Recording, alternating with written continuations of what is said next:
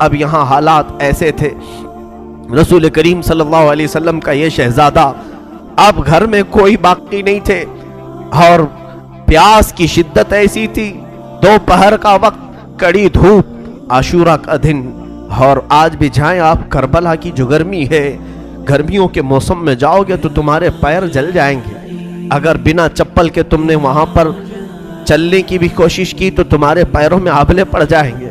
ان شہزادوں کے پیروں سے چپلیں تک چھین لی گئی تھی، گرم ریت پر انہیں دوڑایا گیا تھا۔ حسین ابن علی نے بے کسی اور بے بسی کی طرف دیکھا، آپ کے بھائی عباس علمبردار کھڑے ہوئے، کہا مولا مجھے اجازت دے، میں کسی طرح ان سے بھڑ جاؤں گا اور پانی لے آؤں گا۔ کہا کہ پانی کا چھوڑ دو، ہمارے گھر کی فکر کرو۔ کہا مولا آپ کی بچی سکینہ بار بار کہتی ہے چچا کیا مجھے ایک چلو بھی پانی نہیں پلا سکتے، کیا مجھے تھوڑا سا پانی آپ نہیں دے سکتے؟ سکینہ کی عمر 9 سال کی تھی۔ 9 سال کی بچیاں ہمارے سامنے میرے عزیزوں وہ کلیاں ہوتی ہیں، وہ پیار کرنے کی ہوتی ہیں، محبت سے دیکھنے والی بچیاں ہوتی ہیں۔ ہم تو کانٹا بھی چبھنے نہیں دینا چاہتے ہماری بچیوں کو۔ سکینہ بے یار و مددگار خیمے میں جب اپنے چچا کو پکارنے لگی، کیا چچا سارے شہزادے پانی سے پیاسے چلے گئے، کیا بچیوں اور عورتوں کو بھی پانی نہیں دیا جائے گا؟ حضرت عباس نے کہا سکینہ تم نے میرے جوش کو للکارا ہے، لاؤ مشکیزہ اور میں پانی لا کر کے رہوں گا، تم انتظار کرنا دیکھ کہ میں ابھی پانی لاتا ہوں اور پورے خیمے کو پلاتا ہوں۔ مشکیزہ اٹھایا اور چل پڑے دریائے فرات پر۔ آپ تلواروں سے مقابلہ کرتے ہوئے پورے یزیدی لشکر کو چھانٹ دیا اور کوفہ کے یہ بزدلوں کی فوج میں سے نکلتے ہوئے دریائے فرات تک پہنچ گئے۔ فرات میں پہنچنے کے بعد آپ نے دیکھا پانی جوش مارتا ہوا، ٹھنڈا پانی، ندی کا میٹھا پانی، اور مشکیزہ ہاتھ میں ہے، اٹھایا۔ میرے عزیزو آج افطاری کا منظر مجھے یاد آتا ہے کہ جب ہم دن بھر کے بھوکے ہوتے ہیں، سامنے ٹھنڈا شربت رکھا ہو، میٹھا پانی رکھا ہو، اذان کیا ہوتی ہے کہ سب سے پہلے ہم اٹھائے اور پی جاتے ہیں۔ کس کا روزہ ہے یا نہیں ہمیں اس کی خبر نہیں۔ مولا عباس کو دیکھو، چلو اٹھایا اور کہا کہ میں تھوڑا پانی پی لوں پھر مشکیزے میں بھروں۔ اس کے بعد اپنے ہاتھ کو کوسنا شروع کیا، برا ہو تیرا، تو نے حسین کے بغیر پانی پینے کا سوچا کیسے؟ چلو سے پانی پھینک دیا اور کہا مولا حسین اپنے خیمے میں پیاسے، بچے تڑپ رہے ہیں اور عباس یہاں پہنچ گیا ہے تو کیا پانی پی لے گا؟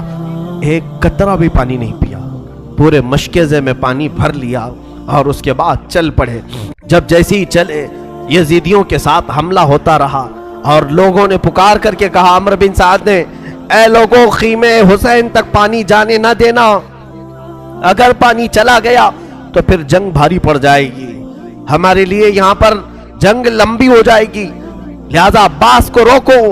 کسی طرف سے ایک ظالم آیا، جس ہاتھ میں آپ نے مشکیزہ پکڑا تھا اس ہاتھ کو اس نے تلوار سے کاٹ دیا، مونڈھے سے ہی ہاتھ گر گیا۔ آپ نے دوسرے ہاتھ میں مشکیزہ اٹھایا، ظالم نے تلوار چلا ہی دوسرا ہاتھ بھی کاٹ دیا۔ عباس کو اسی لیے کہا جاتا ہے کفین، ذوالکفین، 2 ہاتھ والا، سب 2 ہاتھ والے ہوتے ہیں، لیکن عباس علمبردار کے دونوں ہاتھ جیسے نکلے، اب بھی مایوسی نہیں تھی، اپنے دانتوں سے مشکیزہ اٹھا لیا۔ وہ پانی کا مشکیزہ جو ہوتا تھا چمڑے کا، دانتوں سے اٹھا لیا اور کہا میں پہنچا کر کے رہوں گا خیمہ حسین میں۔ پکارے عباس، اے سکینہ میں پانی لاؤں گا تو خوب پینا، کٹے ہیں بازو چھدا ہے سینہ۔ یہ عباس علمبردار کی زبان سے الفاظ نکل رہے تھے، اسی اسنا میں ظالموں نے ایک تیر ایسا چلایا کہ وہ سیدھا تیر آپ کی آنکھ میں گھس گیا، آپ کی بائیں آنکھ کی پتلی باہر آ گئی۔ اب تو حال یہ تھا کہ میرے عزیزو تیر نکالنے کے لیے ہاتھ بھی تو نہیں تھے، تیر اگر کھینچ کر کے نکالا جائے ہاتھ بھی نہیں تھے، اور ظالموں نے تیر برسانا شروع کیا۔ عباس اب تک نہیں روئے، ہاتھ کٹ گئے، آنکھ میں تیر چبھ گیا، رونا نہیں آیا۔ اسی اسنا میں کسی نے آ کر کے مشکیزہ پھوڑ دیا، پانی کا عباس کا صبر نہیں ہو سکا، چیخ نکل گئی، ہائے مردود تو نے کیا کیا، میرے ہاتھ لے لیا، آنکھ پھوڑ دیا۔ ٹھیک تھا لیکن یہ پانی میں سکینہ تک پہنچا کر آ جاتا۔ آپ اسی غم میں नीचे जमीन पर गिर गए। सोचो जो घोड़े पर बगैर हाथों के गिरा होगा कैसे गिरा होगा। तुम अगर ऊपर से गिरोगे तो हाथ वगैरह से अपने आप को संभाल लोगे। दोनों कटे हुए हाथों से जब कोई घोड़े से गिरता हो, चाहे वो मुंह के बल गिरे कि सर के बल गिरे, किस तरह से गिरा होगा। जबकि एक आंख में तलवार है। पुकारा अपने भाई को, अपने भाई इमाम हुसैन को पुकारा। मौला हुसैन दौड़ते हुए आए। रावियों ने लिखा है कि हुसैन इब्ने अली इतनी तेजी से दौड़ते हुए आए कि पूरा अमामा खुल गया था और कपड़े उलझ गए थे। दौड़ते हुए आए, अब्बास को उठाया, सर लिया, अब भी जान बाकी थी। कहा इमाम अली मकाम से कि हाथ दोनों नहीं हैं, तीर आप अपने हाथ से निकाल लें। दोनों हाथ कटे हुए थे, दोनों हाथ कटे हुए थे। इमाम अली मकाम ने तीर आंख से निकाली तो आंख की पुतली भी तीर के साथ बाहर आ गई। दूसरी आंख में खून जमा था। अब्बास उसी असना में कह रहे थे, मौला बस 2-3 ख्वाहिशें हैं, 2-3 ख्वाहिशें। कहा अब्बास कहो तो सही। कहा पहली ख्वाहिश ये है कि आंख पर जमा हुआ खून साफ कर दे, आखिरी बार एक बार आपके चेहरे को देख लूं, एक बार आपका दमकता हुआ चेहरा देख लूं। मौला हुसैन ने अपने अमामे के कपड़े से उनकी आंखें साफ की। जब आंख खोली तो अब्बास से कहा और क्या ख्वाहिश है बताओ। कहा मौला मेरी लाश को उठाकर खीमे की तरफ मत ले जाना, खीमे की तरफ ना ले जाना। कहा क्यों, सारी लाशें तो मैंने वहीं जमा की हैं। कहा अब्बास कहने लगे मौला इसलिए कि मैं सकीना का मुजरिम हूं, मैं उसके लिए पानी का वादा कराया था, बगैर पानी के वापस मेरे जाने की हिम्मत नहीं है, मेरी लाश को यहीं छोड़ दे।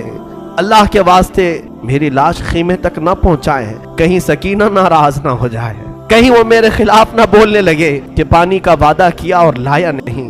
अब्बास अलमबरदार ये गुफ्तगू करते करते अचानक उनकी आंखें बंद हो गईं और रूह निकल गई। इन्ना लिल्लाहि व इन्ना इलैहि राजिऊन। 56 साल के बुढ़ापे में हुसैन इब्ने अली खड़े हुए, अपनी कमर पर यूं हाथ रखा। काल आना इनकसर दहरी, मौला अब मेरी कमर टूट गई, अब मेरी रीढ़ की हड्डी टूट गई। क्योंकि अब्बास को मौला हुसैन अपनी रीढ़ की हड्डी कहते थे। हुसैन इब्ने अली रज़ियल्लाहु ताला अन्हु हज़रत अब्बास को उठाए हैं, फिर ले आए हैं। बीवियों ने पूछा अब्बास पानी लाने के लिए गए थे, ले आए। कहा पानी तो नहीं ले आए, वो खुद पीने के लिए नाना के हौजे कौसर चले गए हैं, वो जा चुके हैं।